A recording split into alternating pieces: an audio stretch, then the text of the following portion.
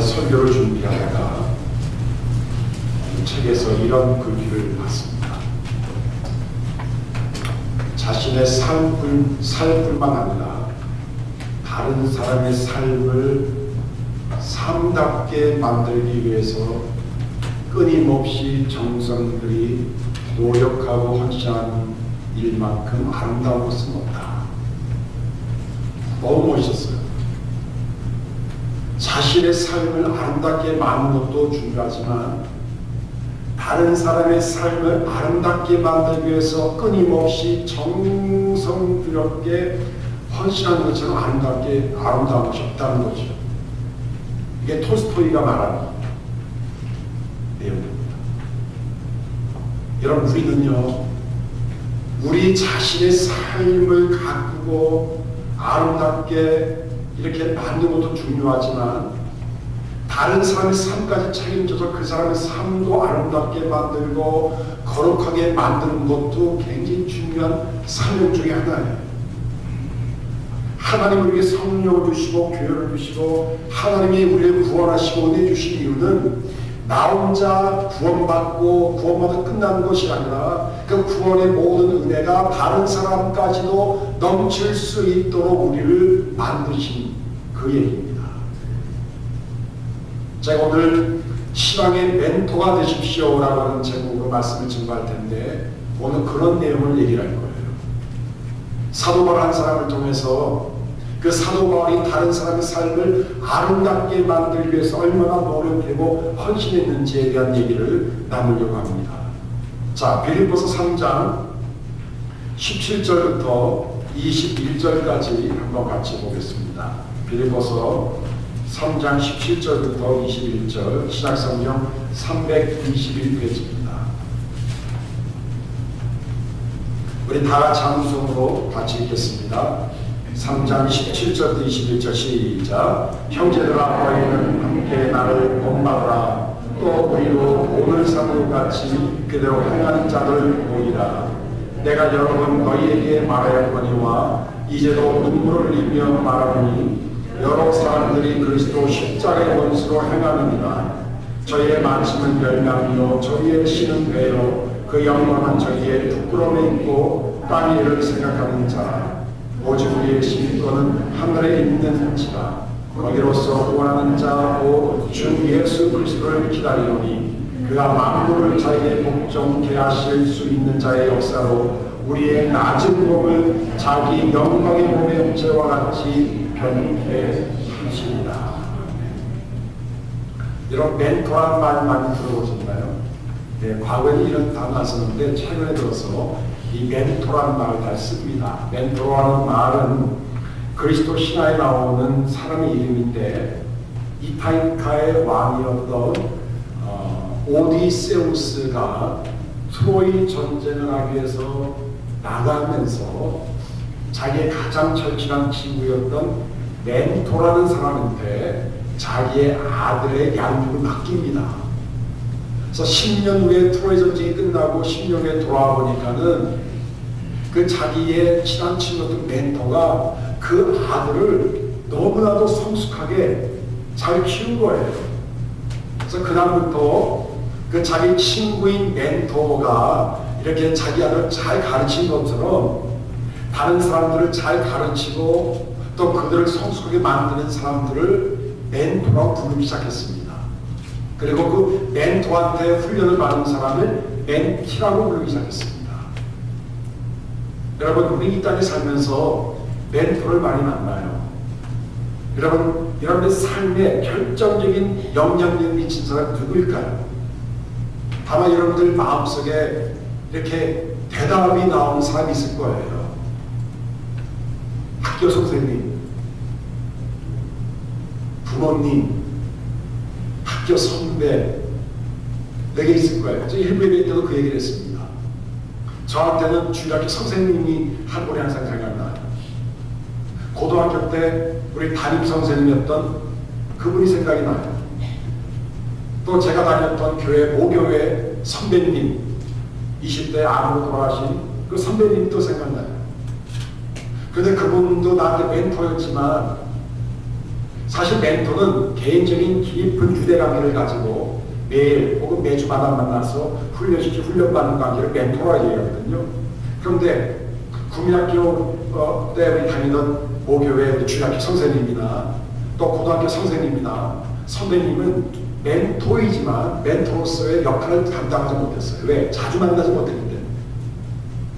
만약 여러분들이 저한테 목사님한테 멘토가 누구십니까? 아주 강한 유대감을 가지고 관계를 가지고 목사님을 성숙하게 만들고 목사를 목사답게 만들고 사람 중심하게 만든 사람 누구입니까? 라고 저한테 물어본다면 저는 앞뒤 안 가리고 저희 아버지와 저희 어머니를 들 수 있습니다. 죄송한 얘기지만 이렇게 말하는 게 더 좋죠, 여러분. 우리 어머니 아버지 형편없는 분이에요. 저는요 다시 태어나도 우리 엄마 아빠처럼 절대 안 될 거라는 말보다는 목사님에서 그래도 우리 아버지 어머님이 제 멘토라는 말하는 걸 훨씬 듣기 좋죠, 여러분.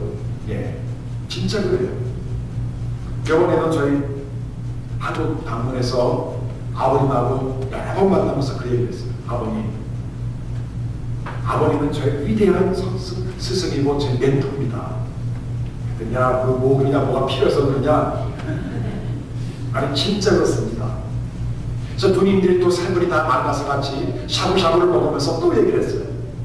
근데 누님들도 아버지는 우리 신앙의 우상이고 신앙의 거인입니다. 아버님 같은 분을 만나는 게 축복입니다.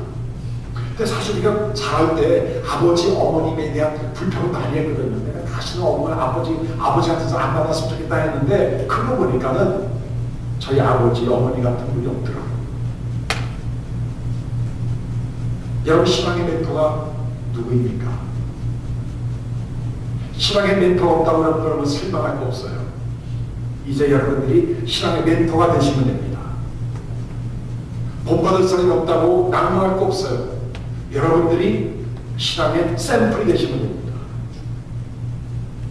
여러분 존경할 만한 선배, 존경할 만한 스승, 존경할 만한 부모가 없더라도 괜찮아요. 여러분들이 존경할 만한 스승이 되고 존경할 만한 부모가 되기 시작하면 됩니다.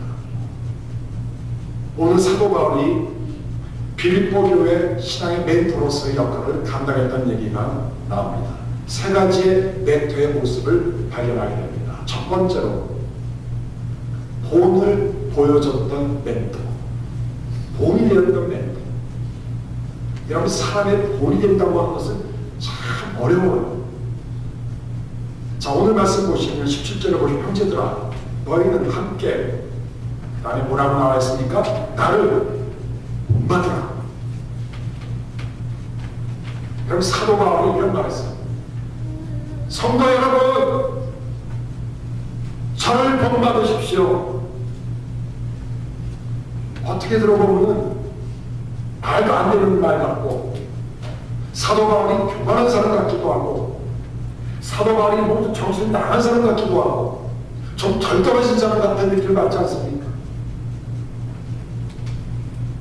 여러분들이 자녀들한테 나를 본받아라 라고 자신 있게 얘기할 수 있는 사람이 누가 있겠어요? 저도 두 아들이 있지만 두 아들한테 적어도 내 밥만 따라라는 말을 못하겠어요. 나를 본받아. 나처럼 살는데 그 말 못하겠다. 양심인지. 사도 바울은 나를 본받으라고 얘기합니다. 자, 이 말에 깊은 뜻이 있어요. 먼저는 본받으라고 하는 말의 example이라는 말은 헬라 말로 투포스라는 단어인데 이런 것들 글자를 새길 때 주요 활자이죠. 활자가 투포스예요. 노예들한테 낙인을 찍을 때 그 낙인을 찍기 위해서 거기에 달아오르는 그 쇠 같은 거 있죠. 그게 투포스예요. 사도 바울의 삶과 사도 바울의 말이 투포스, 활자가 되었고 주역이 됐다는 얘기예요. 근데 활자와 주역의 그 모습이 뭘까? 사도 바울이 빌립보 교인들한테 찍어주고 싶었던 문자 모양은 무엇이었을까? 그것이 16절에 나와요. 지난주에 했던 16절. 자, 16절을 보시면 이런 말이 나옵니다. 오직 우리가 어디까지 이르렀든지 그대로 행할 것이다. 사도 바울이 말하는 거예요. 우리가 어디까지 이르렀든지.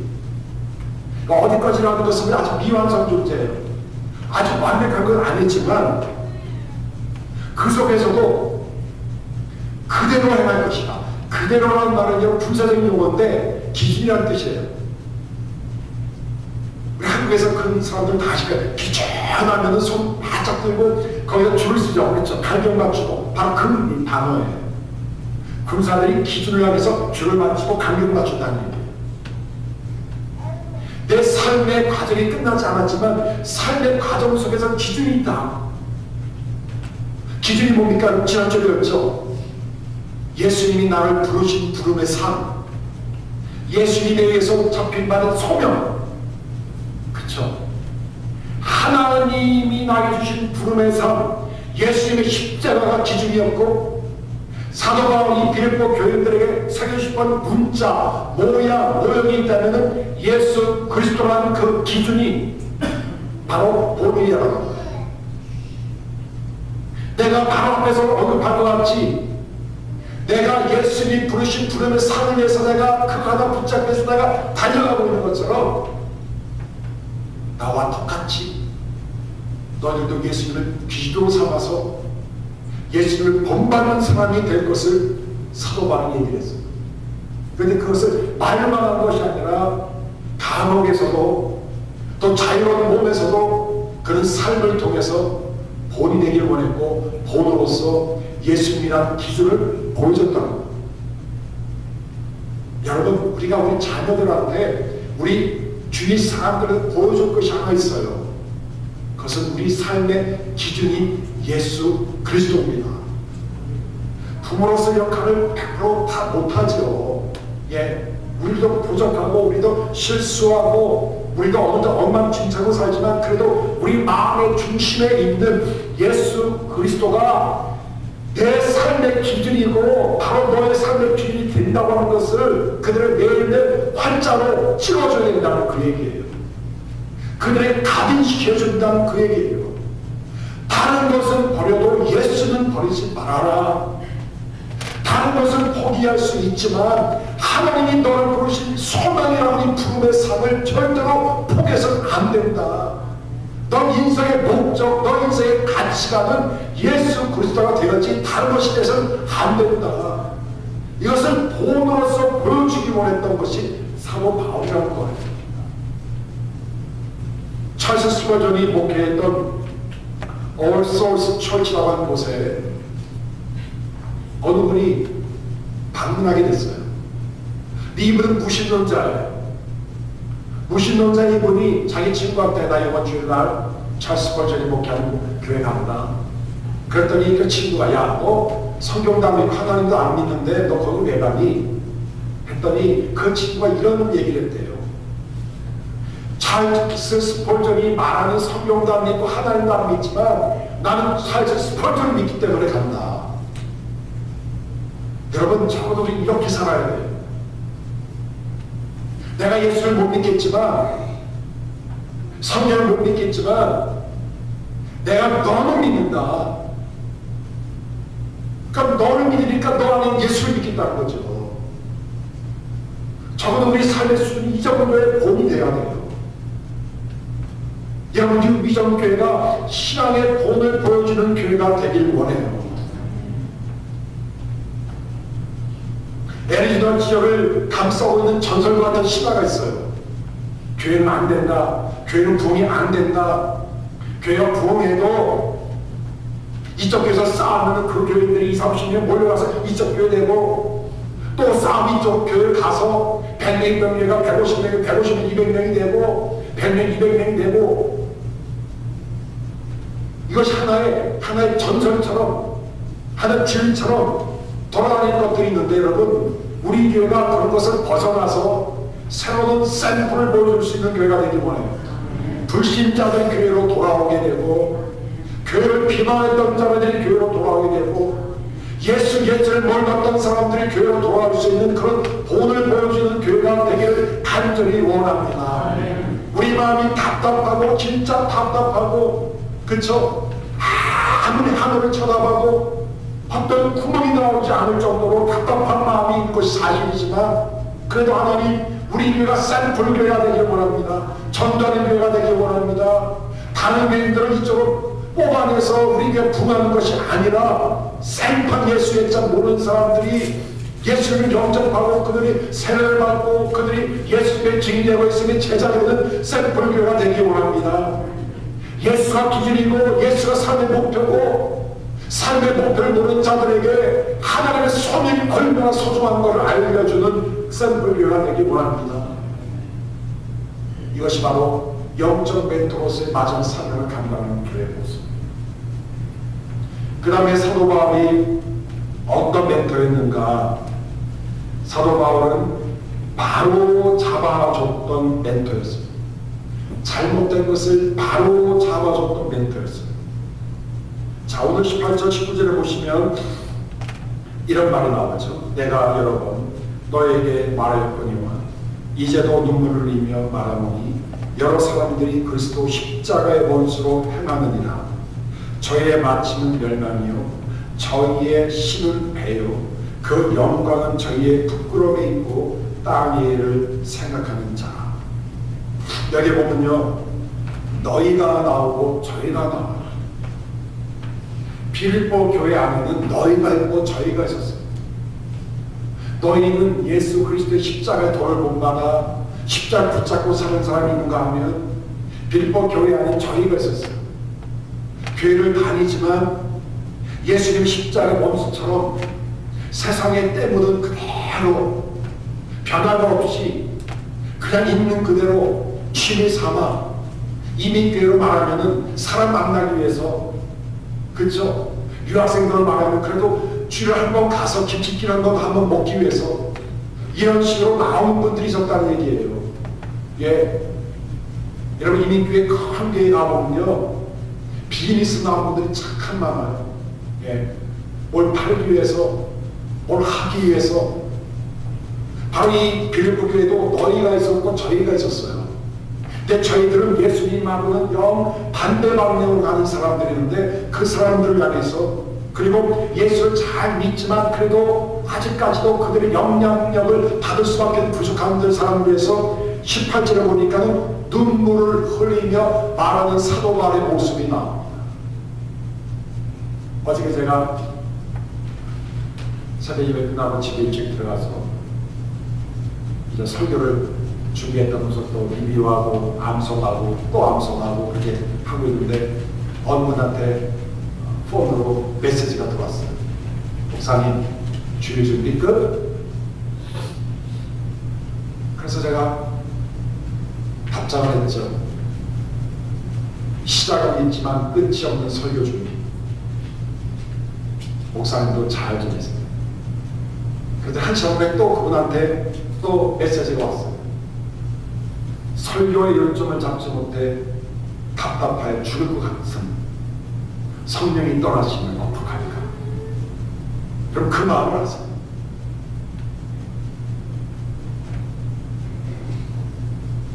사도 바울의 마음이 그런 마음이었습니다. 매주 강단 쓸 때마다, 교인들을 만날 때마다 답답한 마음, 어떻게 하면 이들에게 하나님의 복음을 있는 그대로 증거할 수 있을까? 내 지혜대로, 내 실력으로는 이 말씀을 풀이할 수가 없고, 요점이 잡히지 않고 아웃라인이 잡히지 않아서 답답해 죽을 수밖에 없는, 너무 답답해서 어쩔 수밖에 없는, 시간은 나가오지 어쩔 수 없는 그런 애통하는 마음을 가지고 사도 바울이 지금 잘못된 것들을 고쳐주는 장면입니다. 이런 목회자들이요, 주일날 대승으로 좋은 얘기를 하고 싶어요. 일주일 동안 얼마나 힘들게 사셨습니까? 그쵸? 위로하는 말, 격려하는 말, 좋은 말. 그런데 여러분, 그런 말만 들어서도 우리 신앙이 크지 않아요. 그래서 목회자 입에서 오는 데는 강력한 죄를 지적하고 이렇게 살면 안 된다고 하는 경책하는 말도 여러분들이 들으셔야 돼요. 만약 여러분들은 제가 계속 좋은 말만 아유 잘하십니다, 훌륭하십니다, 아유 여러분 같은 건 없어요, 황홀합니다 라는 말만 나온다면 전 싹둑 먹잖아요. 저는 하나님의 종이에요. 근데 사도 바울은 눈물을 머금고 교회 안에 너희가 있고 저희가 있는 그 속에서도 하나님의 복음을 전합니다. 그런데 이들은 어떤 사람들일까? 십자가에 복음과 원수된 사람들의 특징은 뭘까? 세 가지 특징이 있어요. 19절에 보시면 저희 신은 배예요. 배라는 것은 타는 배가 아니라 이 스토마크, 창자, 위를 얘기합니다. 우리 영어 성경은 우리 났어요. Their God is their stomach. 다시 말하면 먹는 거에 아주 목숨을 거는 사람들. 무엇을 먹을까? 무엇을 마실까? 사도반에 있었던 초대교회가 있었던 가장 큰 문제가 먹는 문제였어요. 우상 숭배한 그 재물을 먹느냐 마느냐. 또 여러분 성찬식을 한 다음에 끝난 다음에 아가페밀이라고 해서 애찬식 갔는데 집에 쌓아놓은 음식을 먹는 거예요. 가난한 사람끼리 꽁무리밥 먹고 잘 사는 사람 닭다리 뜯고. 저 교회 안에 초대교회 안에 그런 먹는 문제로 굉장히 심각한 일이 있었습니다. 지금 우리가 생각하면 좀 우습죠. 먹는 것 가지고 그렇게 싸울까. 이런 게 심각했어요. 먹는 문제. 여러분 우리가 LA 한번 갔다 오면 그 얘기가 나와요. 아유 집사님 LA 가서 너무 맛있는 거 드셨어요. 웨스턴하고 맥가에 가니까 감자탕 끝내주대. 웨스턴 순대 가니까는 두부에 국물 99야. 그런 얘기 많이 하시죠 여러분? 그런 얘기 해도 돼요. 그러나 만날 때마다 그 얘기만 안 합니다.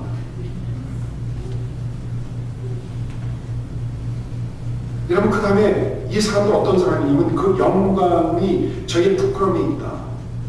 그 영광이 저의 부끄러움이 있다는 말은 뭐냐면 그들의 부끄러움을 영광으로 알고 있다는 거예요. 근데 이 부끄러움이라는 뜻이 여러분 어떤 뜻이냐면 우리 신체 구조 중에 가장 가리고 싶은 그 파트를 얘기합니다. 얼굴이 가리는 그 파트 있죠. 하나님 편에 봤을 때 부끄러운 건데 그 사람들은 부끄러운 걸 여기지 않는 거예요. 숨기고 싶은 일인데 그들은 숨기질 않아요. 뭐 어때?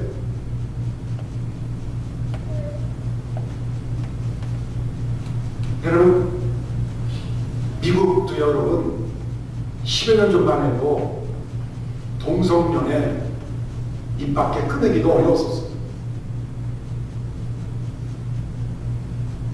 이젠 동성연애하는 게 떳떳하잖아요. 미국의 유명한 앵커맨들도 많은 게이 레즈비언들이 너무 많아요. 떳떳하게 얘기합니다. 남자가 제각의 남자친구라고 합니다. 한국도 우리 너무 사랑해서 그냥 동거에서 애 낳아버렸다고. 그냥 동거하고 그냥 뭐 동성연애하고 이런 수치스러운 것을 영광으로 여기는 그런 때 바로 그때도 그랬고 지금도. 여러분 부끄러운 것은 부끄러운 걸 여기는 것이 은혜입니다. 가릴 것을 가리는 게 은혜예요. 전 몇 년 전에 이렇게 인터넷에서 보는데 뭐 하의 실종이라는 단어가 나오더라고요. 그래서 하의 실종이 뭔지 이게 뭐냐 했고 하더니 뭐 아래가 벗고 뭐 이렇게 그냥 짧은 옷 입고 나오는 하의 실종이라고 하더라고요. 그걸 따뜻하게 얘기하는 거예요 지금. 더 나아가서 여러분 땅의 일을 생각하는 사람이 땅의 일을 생각해요. 생각이 여러분 땅에 가는 얘기. 하나님의 일, 교회의 영적인 일, 하나님의 구원에 관한 어떤 묵상보다는 땅의 일에 어떤 일을 투자해서 많이 남길까? 어떻게 하면 손해를 안 볼까? 어떻게 해서 많은 프로핏을 남길까? 더 많은 걸 살 수 있을까? 이런 땅의 일을 막 전념하는 사람들이 바로 십자가에 없애는 사람. 여러분, 여기에서 벗어날 수 있는 사람이 여기에 몇 명이나 있겠습니까? 우리도 여기에 다 포함된 사람이에요.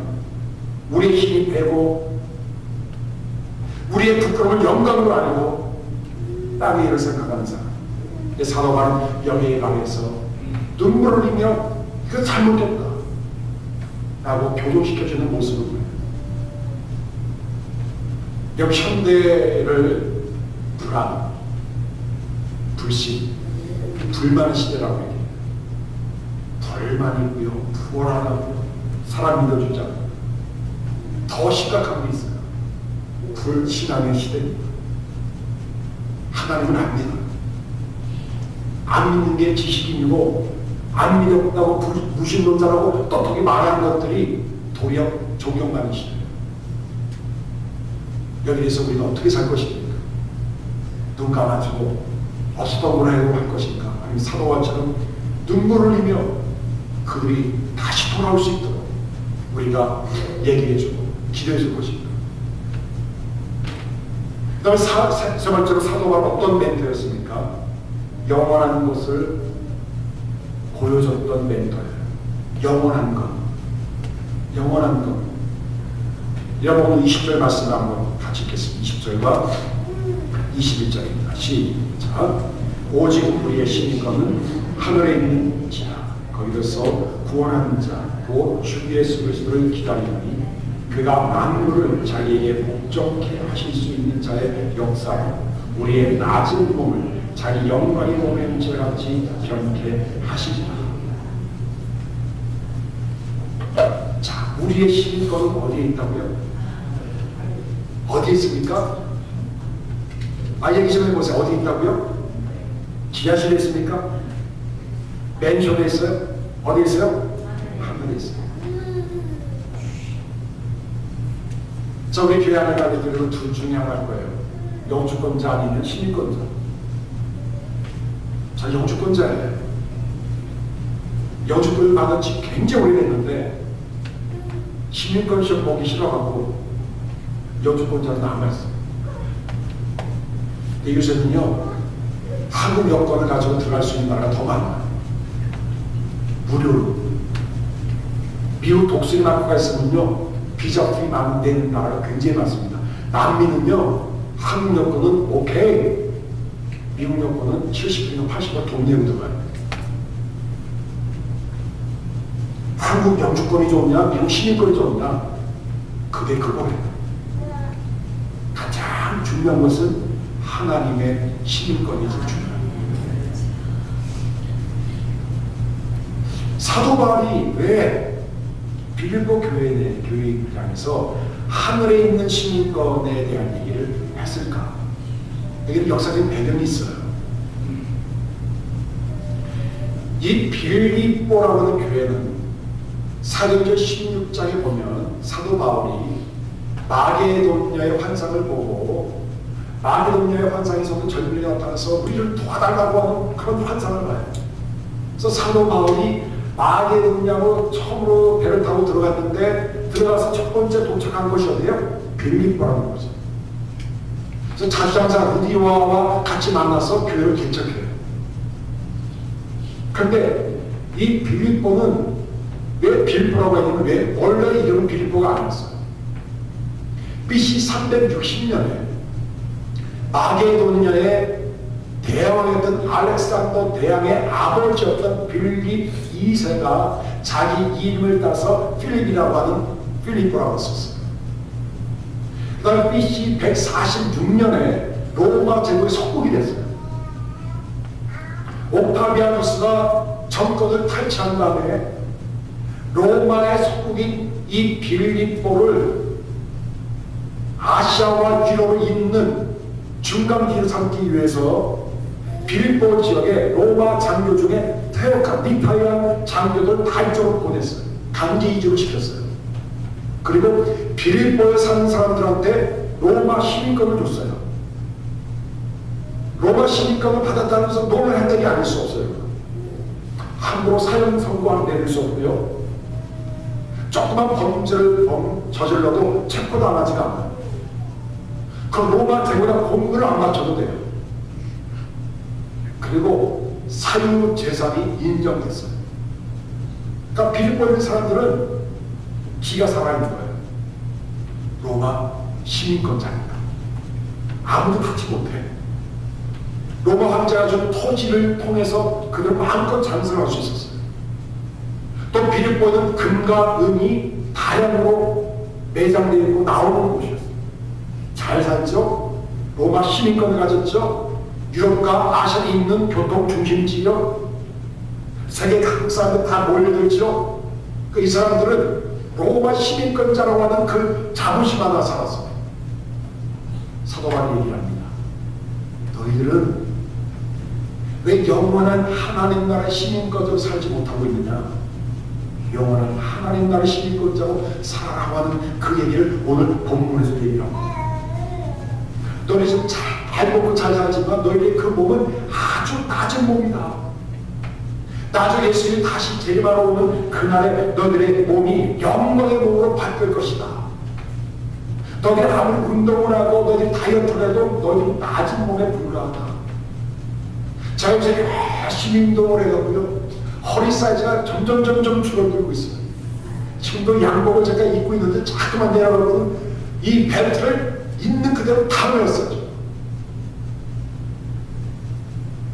혈압약을 안 먹어도 요새는 125에 75밖에 안 돼요. 6개월 전만에 제가 혈압이 179였어요. 179에 130이었어요. 여러분, 제가 아무리 노력을 하고 하루에 야채를 한 이만큼 먹고 해도 여러분 성경적으로 낮은 몸이에요. 죽을 몸이고 병든 몸이에요. 여기 생명 걸고는 안 돼요. 우리의 시민권이 하늘에 있다고 하면 이것이 중요한 것이지, 이 땅을 세우고 먹고 마시고 운동하고 뭐하고 그것이 중요하지 않다는 영원한 것을 바로 잡은 거예요. 여러분, 우리 교회가 영원한 것을 제시해주고 영원한 것을 사모하는 교회가 되길 주님으로 축원합니다. 20세기 미국 부운동을 일으켰던 에이든 토저라는 분이 영원한 하나님 나라를 사모하는 사람의 삶은 행복해지는 것보다 거룩해지는 것을 원해야 된다. 단기적인 안목보다는 장기적인 안목으로 살아야 된다. 사람의 관점보다는 하나님의 관점에서 사물을 봐야 된다. 죽음에 대한 두려움이 없어야 된다. 그리고 고통을 기꺼이 감수해야 된다. 왜? 순간적인 것이 아니라 영원한 것을 사모하고 영원한 것이 내 안에 있기 때문에 살아야 된다고 애는 토절한 사람도 얘기했어요. 여러분, 우리 모든 교인들이 살아있는 멘토가 되기를 원합니다. 어떤 멘토요? 살아있는 멘토. 세 가지를 제가 했어요. 본을 보여주는 멘토. 그러면 잘못된 것을 바로 잡아주는 멘토. 다른 사람이 잘못했다고 나도 잘못하면 안 돼요. 나라도 끝까지 버티고 있어야 돼요. 빨간불에 나라도 서 있어야 돼요. 뒤에서 빵빵빵빵거려도 나는 서 있어야 되는, 바로 잡아주는 멘토. 마지막 멘토 어떤 멘토입니까? 영원한 것을 보여주는 멘토. 나 저보도 보니까 천국 있는 걸 알겠어.